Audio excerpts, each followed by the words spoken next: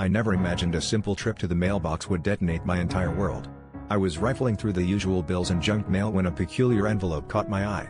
It was addressed to my wife, but the return address was unfamiliar. Curiosity got the better of me, and I tore it open, expecting maybe an invite or a distant relative's update.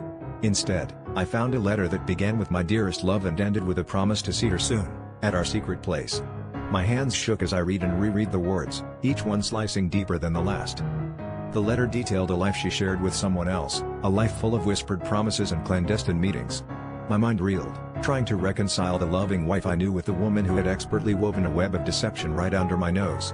I confronted her that evening, the letter a crumpled ball in my fist.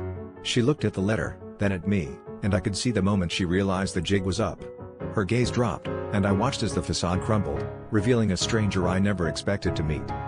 She confessed to everything, though the words felt rehearsed, as if she'd imagined this confrontation 1,000 times.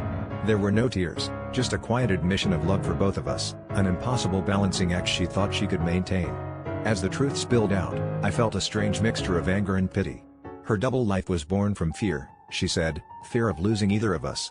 But the real twist came when I realized the deeper betrayal wasn't just her infidelity, it was the fact that I had been living in a house built on lies, oblivious to the cracks forming beneath my feet.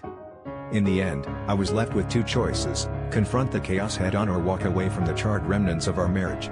As I stood there, grappling with the reality of my situation, I couldn't help but wonder if I had missed the signs or if I had simply chosen to ignore them. The internal conflict was more potent than I anticipated, a battle between the desire for revenge and the yearning for clarity. In the end, the decision wasn't about her or her other life, it was about reclaiming my own.